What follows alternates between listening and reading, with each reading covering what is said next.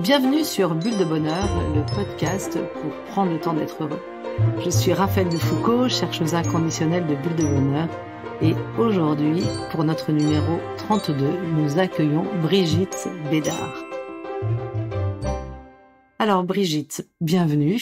Merci de l'invitation. Je suis très heureuse de t'accueillir. Écoute, Brigitte, tu as un désir d'être heureux qui est ancré au plus profond de toi.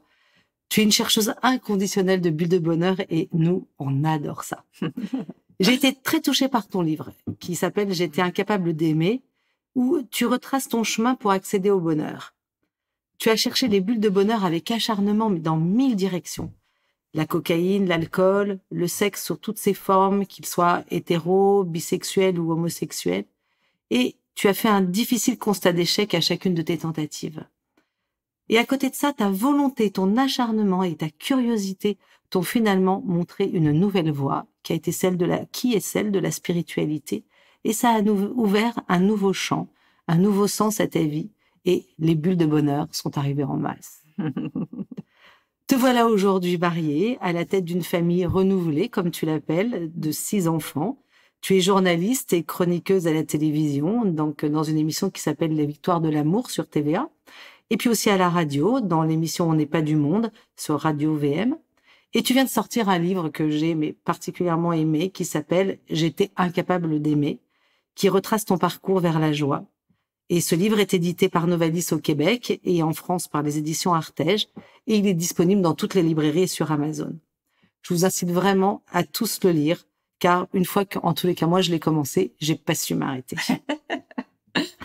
Alors aujourd'hui, donc nous sommes à Montréal, Brigitte, merci encore d'être là. Tu viens venir inonder les ondes de tes bulles de bonheur avec toute ta gaieté et ta joie de vivre. Et on est vraiment chanceux de t'avoir avec nous. Oui, comme on dit au Québec. Voilà. On est chanceux. On est chanceux. Et j'ai hâte d'entendre ta vision du bonheur. Parce que comme je le dis souvent, les gens heureux ont des histoires. Voilà, le podcast Bulle de Bonheur est propulsé par les jeux de minutes.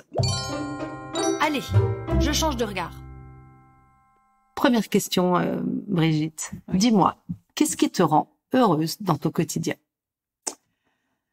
Les petites choses plates.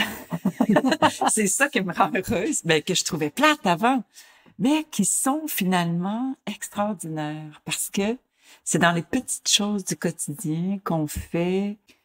Ça va être de préparer un petit déjeuner pour mes enfants quand ils partent pour l'école, brosser les cheveux de ma fille. Puis là, il y a ma petite routine du matin qui sont strictement des tâches ménagères, laver la toilette, vider le lave-vaisselle, remplir la laveuse à linge.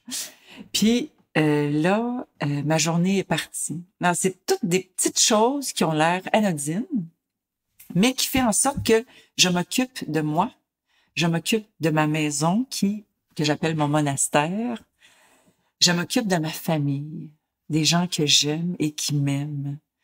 Et pour moi, partir de ça, commencer avec ça, c'est les bonheurs du quotidien qui fait que je suis capable d'aller au-delà de ça après, dans ma vie personnelle, ma vie professionnelle, ma vie de prophète. Mais c'est ça, c'est le petit quotidien qui fait en sorte qu'il peut y avoir des grandes choses dans la vie. Mais il faut que ça commence par ça. C'est ça qui me rend heureuse. D'accord. Donc, en fait, toutes ces petites choses qui pourraient sembler pas forcément les plus sympas à faire et qu'on porte ça comme un fardeau, finalement, et tu les as transformées autrement. Et en fait, c'est comme si tu les offrais à toi-même comme à ceux qui sont autour de toi. Ouais. Et du coup, ça a complètement transformé ta vision des choses sur toutes ces tâches-là. Et c'est ces petits moments-là qui, finalement, te rendent heureuse et puis qui t'ont permis, c'est ça? C'est que c'est tout dans la façon de le faire. Ouais. Est-ce que je le fais à contre-cœur, en boudant, en critiquant, comme les enfants? Ou si je le fais avec amour, puis avec le don de soi, en sachant que ça va rendre heureux autour de moi. Puis on n'a pas besoin de faire des grandes choses. Des petites choses, puis les gens, ils se sentent aimés à travers nos petits gestes. Puis des fois, les petits gestes, ils passent inaperçus par ceux qu'on aime autour de nous, mais on continue quand même. Parce que l'amour, c'est pas toujours reconnu. Les gestes d'amour, Ça n'a pas toujours besoin d'être reconnu par l'autre. Je pense que c'est ça aussi, l'amour inconditionnel. C'est d'aimer, même quand on sent qu'on n'est pas très accueilli par notre mari ou nos enfants. Hein. On sait comment les enfants, ça peut être ingrat. Hein.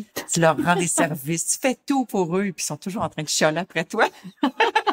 C'est la mère d'adolescents qui est en train de parler. Mais même des petits-enfants, ou des bébés. Hein. Le bébé, tu donnes, puis il sait pas, lui, que tu donnes, mais c'est comme emmagasiné pour plus tard.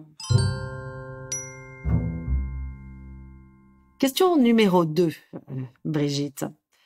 Dis-moi quelles sont les situations qui te rendent heureuse. Alors, je suis une fan d'action, hein, moi. Je suis un peu partout, je fais plein d'affaires, je rencontre plein de monde. Mais les situations qui me rendent le plus heureuse, mais vraiment dans mon fond, là, tu sais, là, c'est quand je vis des moments d'intimité intenses avec mon mari. Là, je parle pas de sexe, là. Il y a ça, mais c'est pas ça. Le sexe, c'est comme après. Il y a avant. C'est des moments où on se révèle, où on se révèle à l'autre dans notre intimité, où on avoue notre tort, où on demande pardon, où on s'effondre en larmes, où on fait des aveux. Quoi qu'il en soit, c'est le moment où il y a ce moment de communion avec mon mari. Il y a juste avec mon mari que je peux vivre des choses comme ça. Mais un moment de communion, là, c'est mon âme avec son âme, c'est mon esprit avec son esprit. C'est un cœur à cœur qui fait en sorte que il est à nu devant moi. Et je suis à nu devant lui. Et ça, je pensais, c'est de ça que j'avais soif toute ma vie. C'est après ça que je courais toute ma vie, cette intensité-là. Je suis une fille de relation, je suis une fille d'intensité. Et moi, j'aime ce qui est vrai. J'aime ce qui est vrai, mais dans le sens que révélé, dans le sens que l'autre, il me dit quelque chose et il se rend tellement vulnérable que j'en perds mon latin, tu comprends? Je me sens privilégiée d'être là et de pouvoir assister à ça et de pouvoir témoigner de ça. Il me donne son cœur. Ça, là, ces moments-là, c'est ce qu'il y a de plus beau dans ma vie. Des moments vraiment, je dirais, d'extase, de bonheur, des fois. Et puis, c'est ces moments-là qui mènent à la communion des corps après. Ouais. Tu comprends? C'est comme on parle souvent des moments, comment qu'on appelle ça, là, tu sais, avant de faire l'amour, là, tu dis que t'as les préliminaires. Les préliminaires. Moi, ça me fait bien rire, ça, parce que moi, mes préliminaires, c'est ça. C'est ça, tes préliminaires. Ah, les jeunes aujourd'hui, souvent, ils entendent ce mot-là autrement. Ah oui, mais ça, ce sont tes préliminaires. Ouais.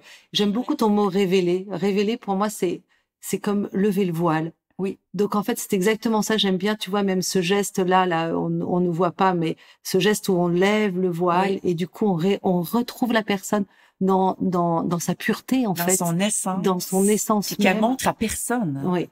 C'est juste moi qui a droit à ça.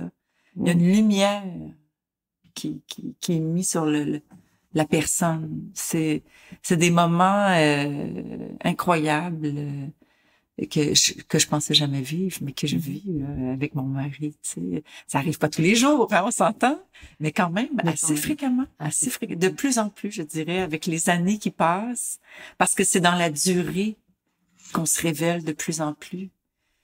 C'est pas dans la première année de mariage, hein, où t'es encore dans le personnage, t'es encore dans... Mais avec le temps, là, tu te révèles de plus en plus parce que la confiance s'installe, la confiance. Plus tu te révèles, plus t'as confiance, plus tu te révèles. C'est pour ça qu'il faut se marier pour toute la vie. J'ai enfin compris.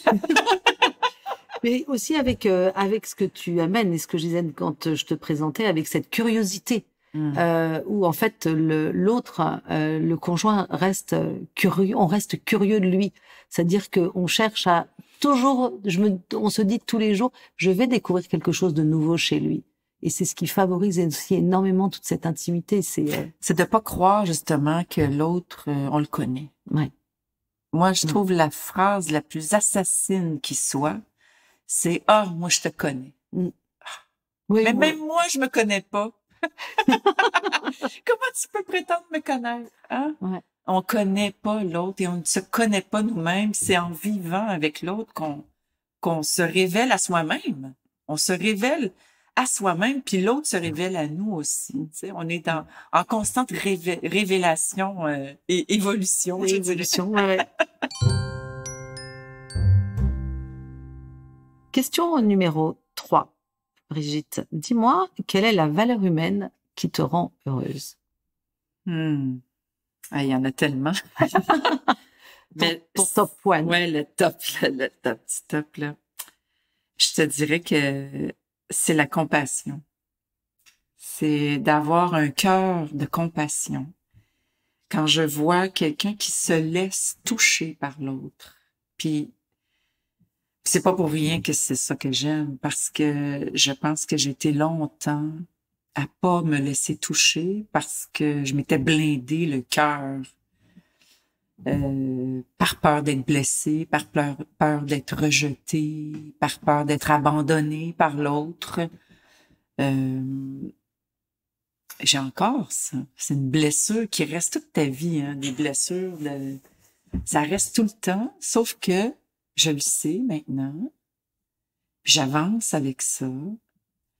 Puis il y a mon mari hein, qui est là, à côté de moi, toujours, puis qui prend soin de cette blessure avec moi, puis qui m'aide à l'accueillir au lieu de faire comme si elle n'existait pas, au lieu de faire que...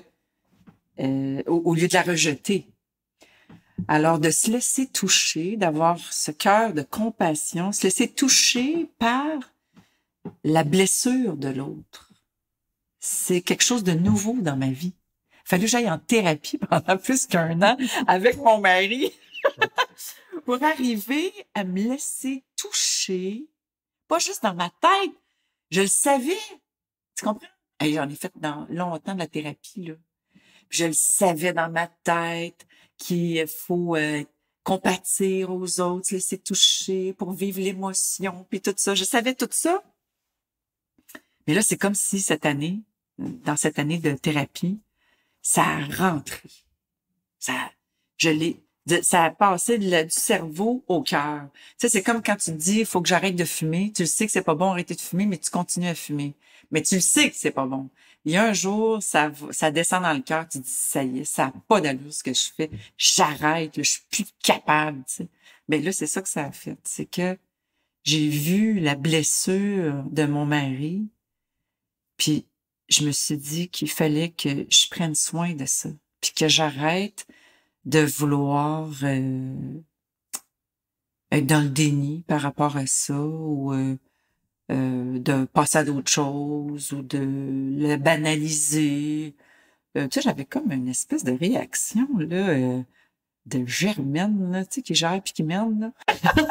T'es une femme d'action.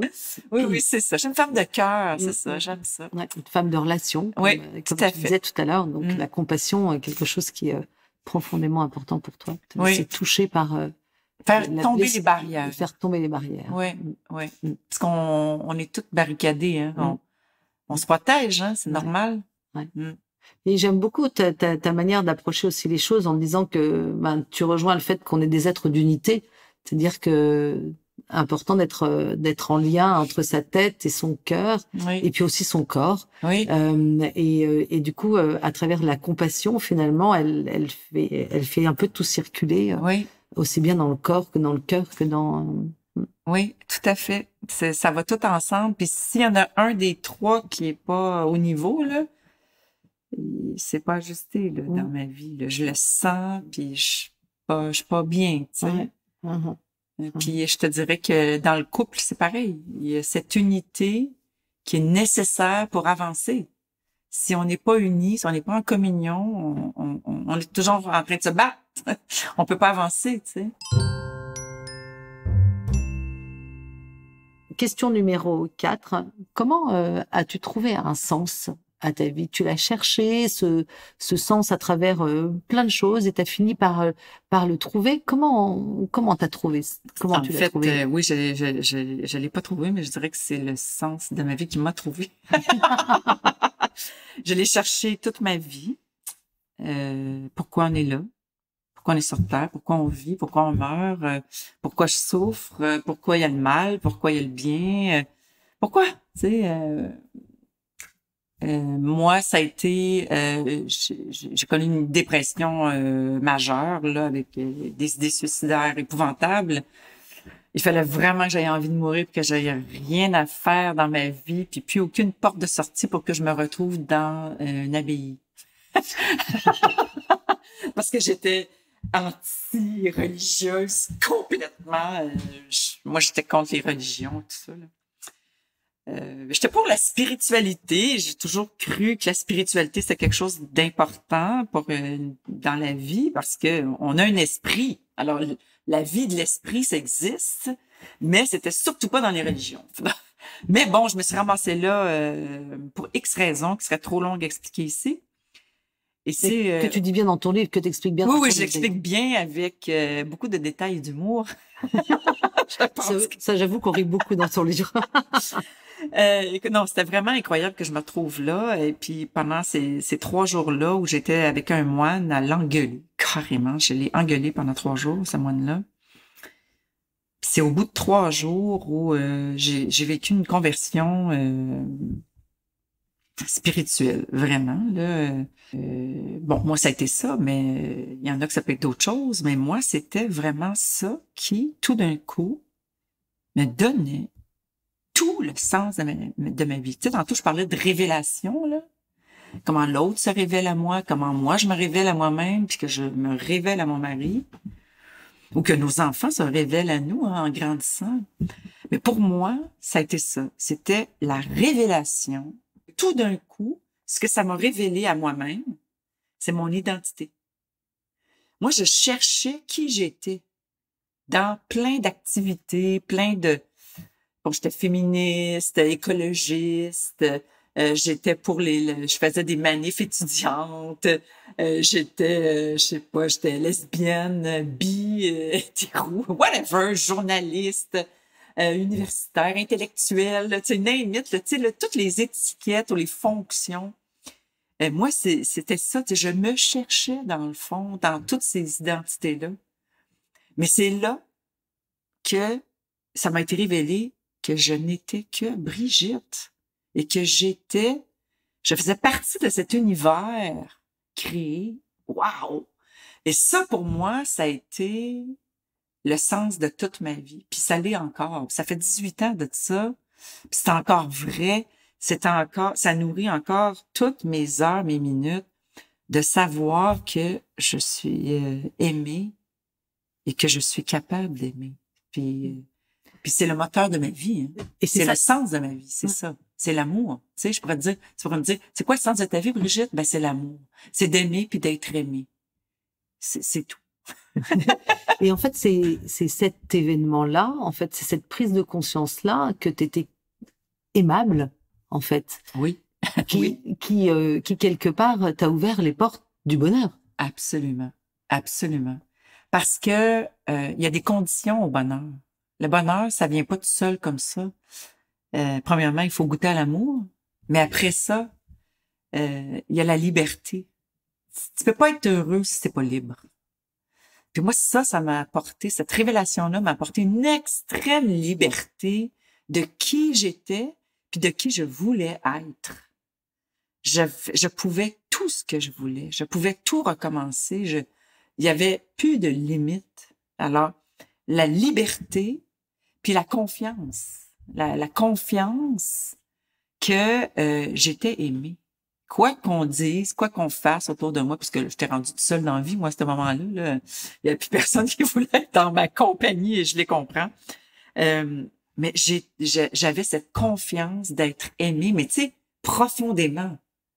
Quelque chose de... J'étais voulue, j'étais désirée, j'étais aimée. Puis ça, ce que ça crée, ben ça crée de la gratitude. Puis je te dirais que c'est ça. Jingle, allez hop, je me lance. Brigitte, dis-moi, pour terminer notre interview, en résumé, parce que tu l'as un petit peu abordé tout à l'heure, tes 3 synonymes de bonheur, qu'est-ce que ça serait? Mais c'est sûr que c'est l'amour, OK? C'est d'aimer puis d'être aimé. Ça, c'est le bonheur total. Le bonheur qui dure. Pas des petits moments de bonheur, mais le bonheur qui dure, c'est la joie. Et on est créé pour la joie. C'est capoté de dire ça. Hein? On pourrait pas croire ça quand on regarde autour de nous, qu'on lit les nouvelles, qu'on regarde sa télé, on déprime, mais on est créé pour la joie. On est créé pour l'amour. Puis ce qui nous amène à pouvoir vivre ça, ça prend 3 conditions pour aimer puis être aimé. Ça prend la confiance. Il faut avoir confiance en l'autre. Hein? Il faut aussi être libre. Tu peux pas... l'amour, ça exige la liberté. Ça va pas sans ça. Et hop, je me lance. La 3e condition, c'est la gratitude. Ça veut dire que tout ce que j'ai, tout ce que je vis, je rends grâce pour ça. Je dis merci pour ça. Merci à Dieu, merci à la vie, whatever que vous voulez dire merci. Mais je dis merci pour tout ce que j'ai. Parce que même cette vie-là m'a été donnée. Tout m'a été donné. Il n'y a rien qui m'appartient.